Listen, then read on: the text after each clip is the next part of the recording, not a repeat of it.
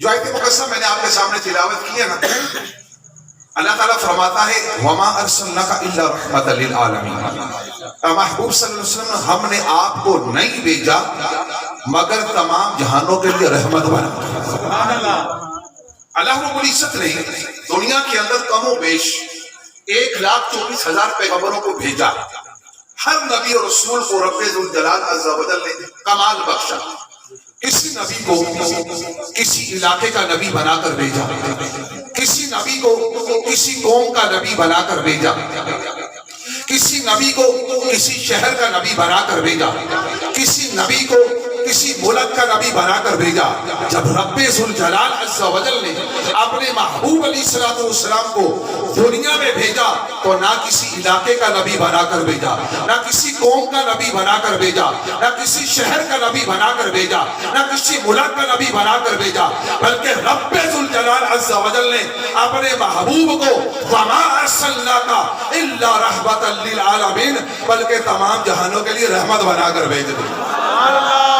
ہر رحمت میں کوئی نہ کوئی زحمت کا پہلو پایا جاتا ہے۔ پانی اگر ضرورت کے مطابق ہو تو باعث رحمت، اگر سلاد کی صورت اختیار کر لے تو باعث زحمت، آگ اگر ضرورت کے مطابق ہو تو باعث رحمت، اگر جلا کر راہ کر دے تو باعث زحمت، ہوا اگر ضرورت کے مطابق ہو تو باعث رحمت، اگر آندھی کی صورت اختیار کر لے تو باعث زحمت۔ ہر رحمت میں کوئی نہ کوئی زحمت کا پہلو پایا جاتا ہے، مگر میرا نبی وہ رحمت ہے کہ جس میں زحمت کا پہلو ہے ہی کوئی نہیں، بلکہ ہمارا نبی سر سے لے کر پاؤں تک سراپا رحمت ہے، بلکہ وجود ہی رحمت ہے۔ میرے آقا کا مسکرانا بھی رحمت، آنسو بہانا بھی رحمت، غلاموں پر کرم فرمانا بھی رحمت، جلال فرمانا بھی رحمت، میرے آقا کا اس دنیا میں آنا بھی رحمت، دنیا سے جانا بھی رحمت ہے۔ اور خدا کی قسم ہمارا نبی وہ رحمت ہے، بلکہ یوں کہہ لے کہ 18,000 سے زائد جہان ہے، جس شے کے لیے میرا رب ہے، ہر شے کا اس شے کے لیے میرا نبی وجود رحمت ہے۔ ایک بچہ لباس لینے کے لیے آیا، بچہ یتیم تھا، ماں بیوہ تھی۔ سب سے پہلے وہ کہاں گیا؟ اپنے چچا کے پاس۔ ماں نے منع کیا، بیٹا چچا کے پاس نہ جانا۔ آواز کھینچے نا، آواز کھینچے نا، ذرا ایک نعرہ لگا دے زور سے، نعرہ تکبیر، نعرہ رسالت، نعرہ تحقیق، نعرہ حیدری، نعرہ غوثیہ، سرکار کی آمد، منٹار کی آمد، مکی کی آمد، مدنی کی آمد، ذرا زور سے بولو، ذرا زور سے بولو۔ اوڑ کے تو زوردار بولنا، بیٹری اینڈ ہوئی ہے، سو زور تک کی تو بولن دے یار، آواز کے ٹھیک ہے، اوڑ سمجھ لو اینڈ ہے، کام موک گیا، ٹھیک ہے۔ میری کوشش ہے کہ میں بھی کام مکا دیں، کہ تجھے ہاتھ جوڑ کے سامنے رکھ لو یار، مکا تو بھی ہو۔ بہرحال کیا عرض کر رہا تھا، وہ بچہ یتیم تھا، ماں بیوہ تھی، لباس لینے کے لیے سب سے پہلے چچا کے پاس جانا۔ ماں نے کہا بیٹا چچا کے پاس نہ جانا۔ وہ کہنے لگا ماں تیری حالت مجھ سے دیکھی نہیں جاتی، لباس پھٹ چکا، جسم ظاہر ہو رہا ہے۔ جب چچا کے پاس گیا نا تو چچا نے ذلیل کر کر گھر سے نکال دیا، روتا ہوا واپس آ رہا ہے، رستے سے کوئی مل گیا، کہنے لگا بچے کیوں روتا ہے؟ کہا چچا کے پاس گیا تھا ماں کے لیے لباس لینے، چچا نے ذلیل کر کر دھتکار دیا ہے۔ وہ شخص کہنے لگا کہ سینے حرم کے اندر چلا جا، وہاں محمد نامی ایک شخص بیٹھا، اس کی بارگاہ میں اپنی فریاد پیش کر، وہ تیری فریاد پوری کرے گا۔ اب یہاں پر لفظ محمد سے مجھے ایک بات یاد آ گئی، امام ابو حنیفہ رحمۃ اللہ علیہ کے شاگرد ہوئے امام محمد رحمۃ اللہ علیہ، کون بابا سے بلند بولے گا؟ سارے بولے ذرا، امام محمد رحمت اللہ علیہ. یہ امام ابو حنیفہ رحمت اللہ کے بڑے خاص امام ابو یوسف بھی امام جو دو بڑے فقہی امام ہوئے ہیں. ان کی کتاب ہے موطا امام محمد اور 20 کتابیں ان کی. آپ رحمت اللہ تعالی علیہ آپ نے شاگردوں سے فرمایا, انہوں نے ایک علاقے کے اندر جانا, یہ لفظ محمد سے حوالے سے مجھے باب عرض کر رہا ہوں, کسی علاقے کے اندر جانا اور رستے میں نا یہودیوں اور عیسائیوں کی بستی پڑتی تھی. امام محمد رحمت اللہ تعالی علیہ نے اپنے شاگردوں سے فرمایا کہ 30 عربی نسل کے گھوڑے تیار کرو. کیا کرو بابا جی بلند بولے, میری بات کی سمجھ آ رہی کو نہیں آ رہی؟ آ رہی تو میں کہہ رہا سبحان اللہ. بڑی عادت پہ گئی سبحان اللہ کہہ ماشاء اللہ. امام محمد رحمت اللہ شاگردوں سے فرمایا کہ 30 عربی نسلی گھوڑے تیار کرو, پوشاکیں سیدھی کر لو اور شملے تمہارے سیدھے ہونے چاہیے, اور جب ہم اس یہودیوں اور عیسائیوں کی بستی سے گزرے نا پتہ چلے مسلمان جا رہے ہیں.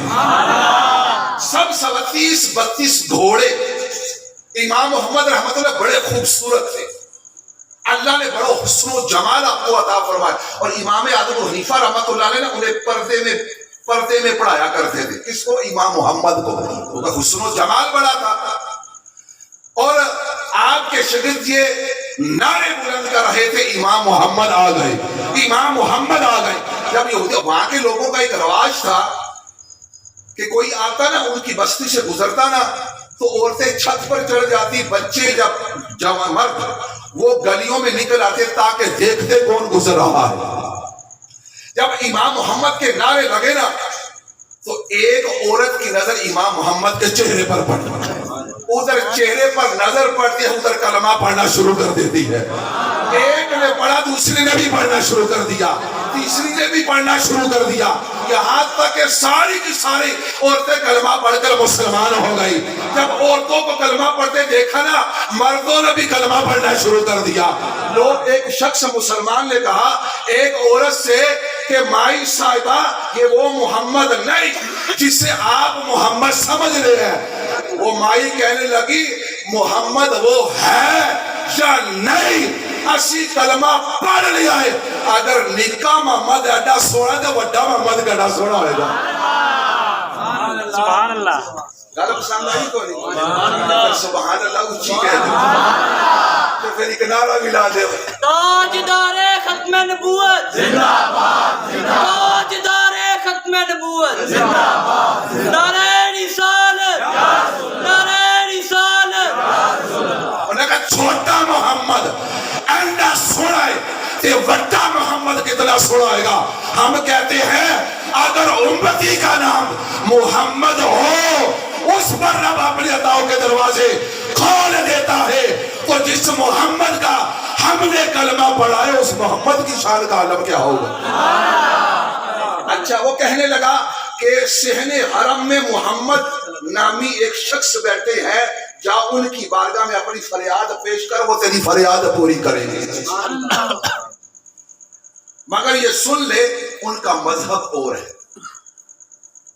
وہ سب سے پہلے نا اپنے چچا کے پاس گیا اور چچا سے واپس ہو کے پھر ماں کے پاس گیا. جب اس شخص نے رسول اللہ کا پتہ بتایا, جب ماں کے پاس گیا نا تو ماں نے پوچھا بیٹا کیا وجہ ہے؟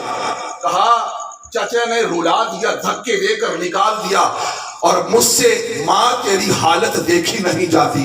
جب حضور کا بتایا نا تو وہ ماں کہنے لگی بیٹا ان کے پاس نہ جانا, میں نے سنا ہے جو ان کے پاس جاتے وہ انہی کا ہو کر رہ جاتا. وہ کہنے لگا اما پکا وعدہ, میں بتوں کا وفادار ہوں گا, میں اپنا دین نہیں چھوڑوں گا. جب حضور کے بارگاہ میں پہنچا نا تو حضور علیہ الصلوۃ والسلام حرم شریف کے اندر نا چادر اوڑھ کے نا تشریف فرما تھا.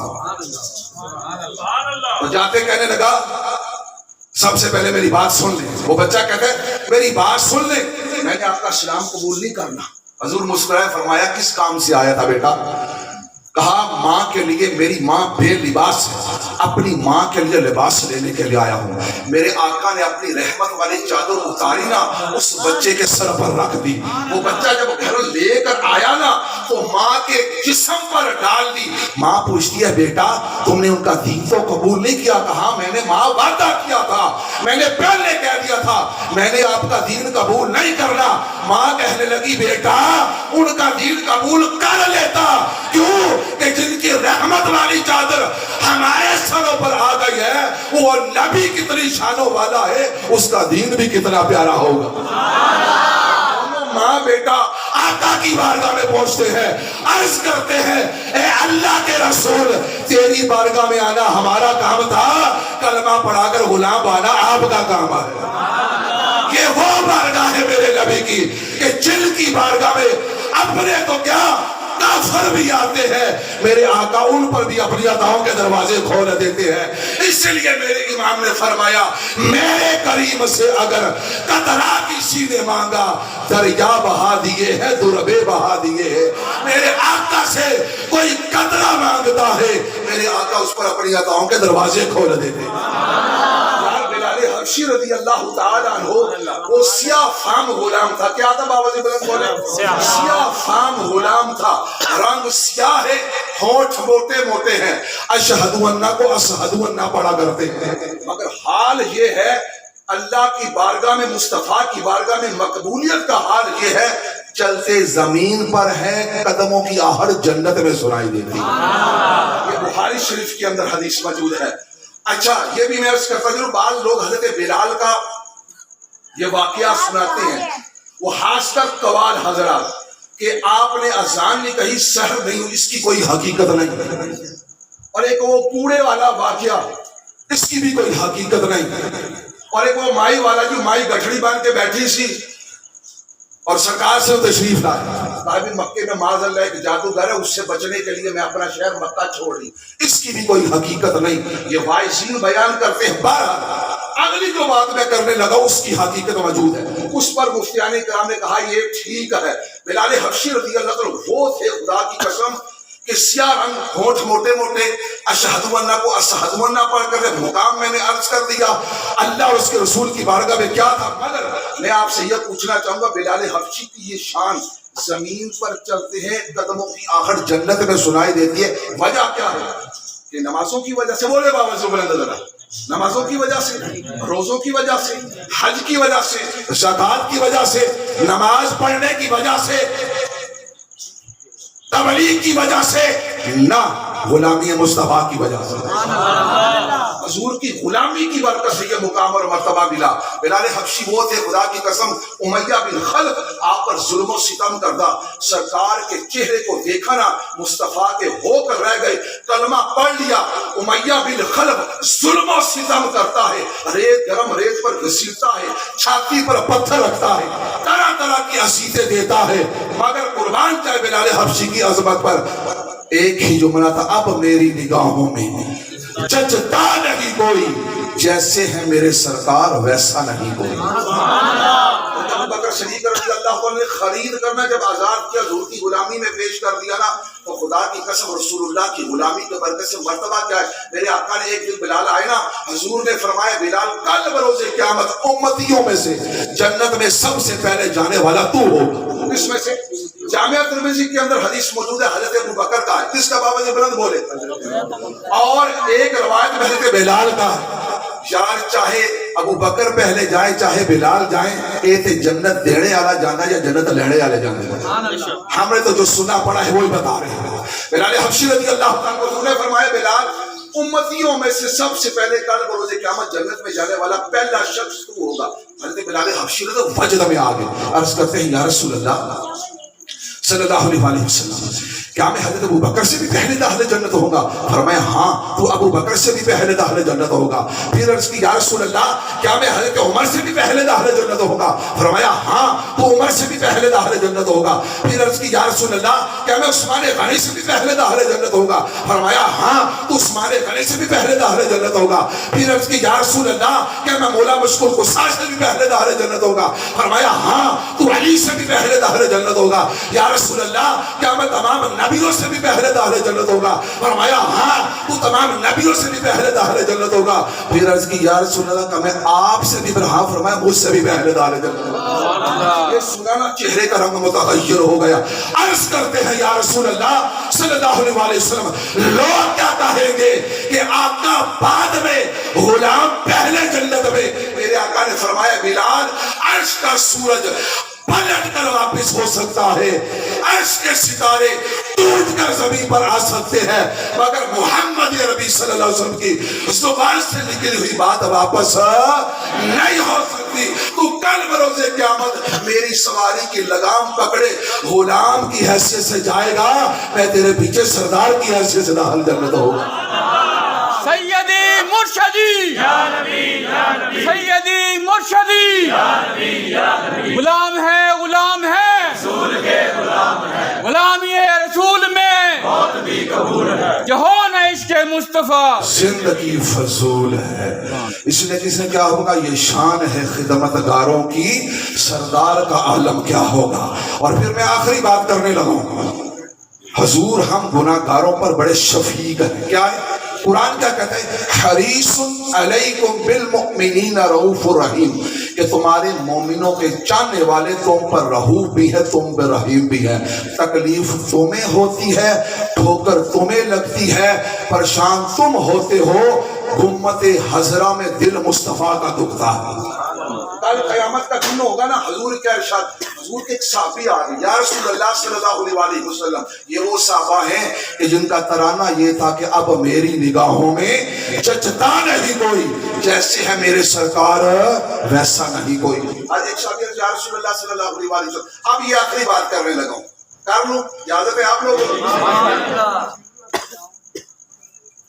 یا رسول اللہ کل قیامت کا دن ہوگا, نفس و نفسی کا عالم ہوگا. اب حضور ہم پر کتنے شفیق, اپنی امتیوں سے ہم سے کیسے کتنی محبت فرماتے ہیں.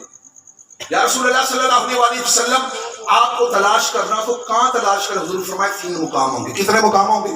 3 مقام. فرمایا پہلا وہ مقام ہوگا کہ میں میزان عمل کے پاس کھڑا ہوں گا, اگر میرے کسی امتی کے اعمال کام ہو تو اسے پورا کروں گا. یا رسول اللہ اگر وہاں بھی نہ ملے تو فرمایا میں حوضے کوثر پر ہوں گا, میری امت پیاسی ہوگی, میں اپنے غلاموں کو کوثر کے جام بھر بھر کر پلا رہا ہوں گا. تو یہاں پر میرے اعلیٰ حضرت فرماتے ٹھنڈا ٹھنڈا میٹھا میٹھا پیتے ہم ہے پلاتے یہ ہیں, رب ہے موتی یہ ہے قاسم, رزق اس کا ہے کھلاتے یہ ہیں, اس کی بخشش ان کا صدقہ دیتا وہ ہے دلاتے یہ ہیں, انا اعطیناک الکوثر ساری کثرت پاتے یہ ہیں, کثرے دنا تک کس کی رسائی آتے یہ ہیں جاتے یہ. رسول اللہ صلی اللہ علیہ وسلم اگر وہاں نہ پاؤں, فرمایا میں پل صراط پر کھڑا ہوں گا, اور یہاں تک کہ جبرائیل کے پر پیچھے ہوں گے, میں پاس کھڑا ہو کر رب سلم امتی کی صدائیں لگا رہا ہوں گا, اور یہاں اے اللہ میری امت کو سلامتی سے پار لگا دے. یار پل صراط پر کھڑے ہو کر جن کے لیے دعا کرنے والے امام الانبیاء ہو, بتاؤ اس امتی کو فکر کس بات کی ہو سکتی ہے؟ یا رسول اللہ اگر اتنے بھی نہ لبے, فرمایا آخری مقام کا کیا ہوگا؟ حضور فرماتے یہ کوثر کا, اور تیسرا مقام کیا؟ پل صراط. 3 مقام ہے, اور خدا کی قسم جب یہاں سے فارغ ہوں گے نا تو پھر میدان محشر کے اندر نا میرے آقا کیا ارشاد فرماتے ہیں, وہ نبی اتنا شفیق نبی, اتنا رفیق نبی, خدا کی قسم ہمارے والدین ہم سے اتنی محبت نہیں کرتے جتنا ہمارے آقا ہم سے محبت کرتے ہیں. کل قیامت بخاری کے اندر حدیث موجود ہے, کل قیامت کا دن ہوگا. بابا جی بلند بولے کیا ہوگا؟ قیامت کا دن ہوگا, نفس و نفسی کا عالم, ہر بندہ والدین بہن بھائی دوست احباب ایک دوسرے سے منہ چھپا رہے ہوں گے. اور یہاں پر میرے اعلیٰ حضرت پتہ کیا فرماتے ہیں, ماں جب اکلوتے کو چھوڑے آ آ کہہ کر بلاتے یہ, آ آ کہہ کر بلاتے یہ. آدم صفی اللہ مختصر کرو، آدم صفی اللہ، نوح نجی اللہ، موسیٰ کلیم اللہ، ابراہیم خلیل اللہ، عیسیٰ روح اللہ، ہر نبی اور رسول کے دربار میں جائیں گے اور ہر نبی یہی کہ اذهبوا علی غیری. آج اللہ کے قہر و غضب کا سامنا کرنے کے لیے ہماری ہمت نہیں. عیسیٰ روح اللہ پتہ کیا کہیں گے؟ آج میرے بھی اللہ کی دربار میں حاضری کی ہمت نہیں، مگر ایک ہستی ہے جن کا نام محمد رسول اللہ ہے. آج حمد کا جھنڈا انہی کے ہاتھ میں ہے. جب حضور کی بارگاہ میں جائیں گے تو حضور کیا کہتے ہیں؟ انا آج کے دن میں تمہارا شفیع بنوں گا، آج کے دن میں تمہاری سفارش کروں گا. وَلَسَوْفَ يُعْطِيكَ رَبُّكَ فَتَرْضَىٰ. اے محبوب ہم اس دن تمہیں اتنا عطا کریں گے تو راضی ہو جا. میرے آقا حضور کیا کریں گے؟ اللہ کی بارگاہ میں جھک جائیں گے تو اللہ پتہ کیا فرمائے گا؟ اے محبوب اپنا سر اٹھائیں. محبوب اپنا سر اٹھائیں. کہ تو نے میرے سے وعدہ نہیں کیا؟ حضور جب اللہ حدیث کے الفاظ کیا ہے؟ حدیث کے الفاظ یہ ہیں، اللہ فرمائے گا محبوب اپنا سر اٹھائیں، آج کے دن آپ کی اطاعت کی جائے گی. آج جو آپ کہیں گے نا وہی ہوگا. میرے آقا سر اٹھا کر کہیں گے مولا کیا آج کے دن تو نے میرے سے وعدہ نہیں کیا تھا؟ اتنا عطا کروں گا کہ تو راضی ہو جا. میرا محبوب صلی اللہ علیہ وسلم راضی ہو جائے. اور میرے آقا صلی اللہ علیہ وسلم جب رب کی بارگاہ میں عرض کریں گے تو اللہ فرمائے گا سونیا پریشان ہونے کی لوڑ نہیں. اللہ فرشتوں سے نہیں فرمائے گا فرشتوں جاؤ میرے محبوب جن جنوں کوے نا جنم چو کٹ دے جاؤ تے داخلے جنت کر دے جاؤ. نا سونیا ٹر جا جدے دل وچ رائی دے دانے کے برابر بھی تیری محبت ہے. جہنم سے نکالتے جاؤ داخلے جنت کرتے جاؤ. اور میرے آقا فرماتے ہیں میں اپنے غلاموں کو کمر پیٹوں سے پکڑ پکڑ کر دوزخ سے نکال کر آب کوثر پلاتا جاؤں گا، داخلے جنت کرتا جاؤں گا.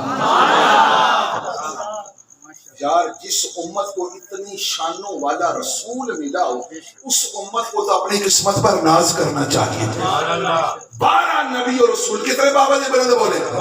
12 نبی اور رسولوں نے یہ خواہش کی اللہ تو سانو نبی نہ بنا گا، آخری نبی دی امت بھی چلا دے گا. کیوں کہ جس امت کی اتنی شان ہے وہ نبی کی اتنی شانوں والا ہوگا. جن کی امت میں آنے کو ترسے نبی، ایسی شان نبوت پہ لاکھوں سلام. خدا کی قسم حضور ہم پر اتنے شفیق ہیں، اتنے مہربان ہیں.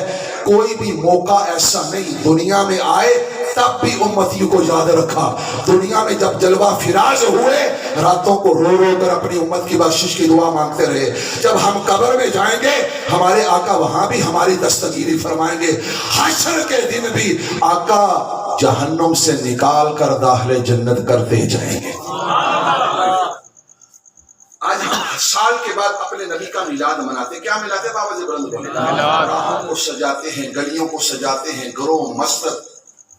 یہ سب کار ثواب عمل ہے. کیا ہے بابا جی بلند بولے؟ کیا کار ثواب عمل ہے. وہ اکثر مجھ سے کہتے ہیں جی فلانے بندے فلانے عقیدے دے بندے پتہ کیا کہنا اور کہنے دی سارے رات اسی جھڑیاں لاندے رہندے جھنڈے لاندے نماز نہیں پڑھتے. تو میں کہا یار صحیح کہندے نا تسی بھی کوئی بندے دے پترا لے کام کر لیا کرو. اس پاس بھی آ جاؤ اور بڑے بڑے سناہان آپ کو ملیں گے. اسٹیج پہ ایسے لگ رہا ہے پتہ لگتا ہے وہ عاشق رسول ہے ہی کوئی نہیں. بڑے محترم بنتے ہیں اور نماز ہی کبھی نہیں پڑھتے.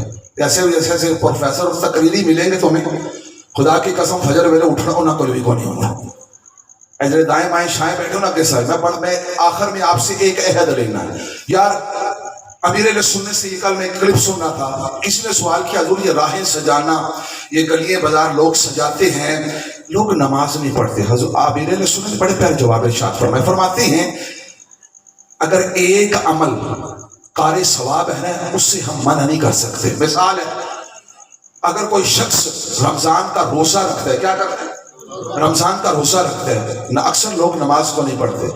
اب یہ نہیں کہ اس کا روزہ قبول ہے، نہ ایک فرض پر عمل ہے دوسرے کو چھوڑا ہے.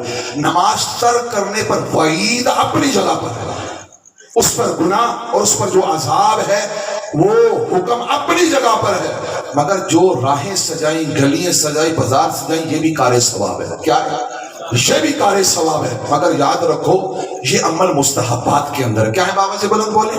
مستحب ہے، جائز ہے، مگر نماز فرض ہے۔ میں آپ سے زیادہ باتیں نہیں لیتا ہوں، فلاں بھی کرے فلاں، انہوں نے کہا جی نماز پڑھنی ہوتی ہے زیادہ 2 بجے اٹھ کر تہجد پڑھو، ایسی گال نہیں، ٹھیک ہے؟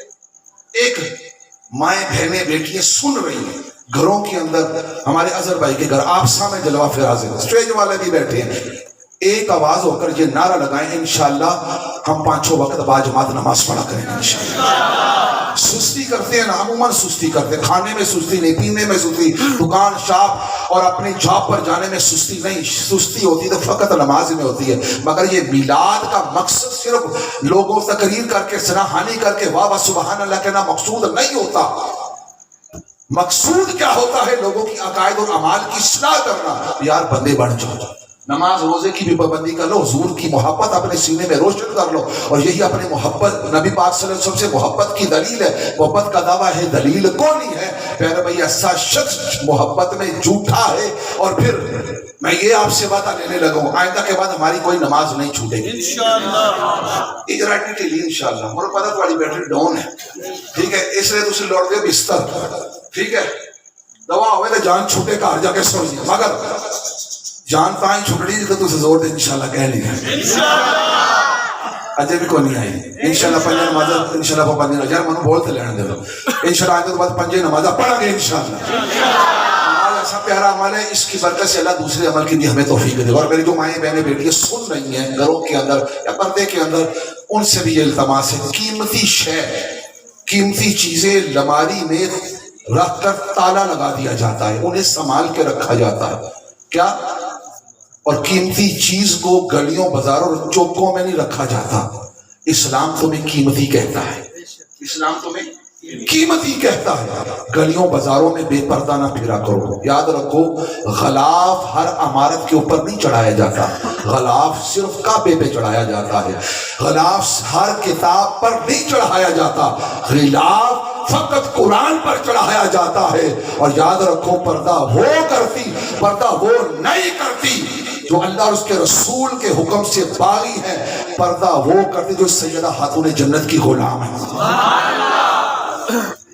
بس بیان ختم، اور آپ بھی آزاد، ٹھیک ہے؟ اور پھر وہ وعدہ دوبارہ دہرانے بولتے نہیں گئے، بولے ہم آئندہ کے بعد 5 نمازیں پڑھیں گے انشاءاللہ۔ یار رستوں کو سجائیں، رستے تنگ نہ کریں، محفلیں سجائیں، مگر ہماری محفل کی وجہ سے اگر کسی کو تکلیف ہوتی ہے تو سرکار دو عالم صلی اللہ علیہ وسلم نے اس سے منع فرمایا، کسی کو تکلیف نہ دو، کسی کو اذیت نہ دو، اپنے عمل کو بھی درست رکھو، اپنے کردار کو بھی درست رکھو۔ اللہ تعالیٰ مجھے آپ کو عمل کی توفیق عطا فرمائے۔ وما علیہ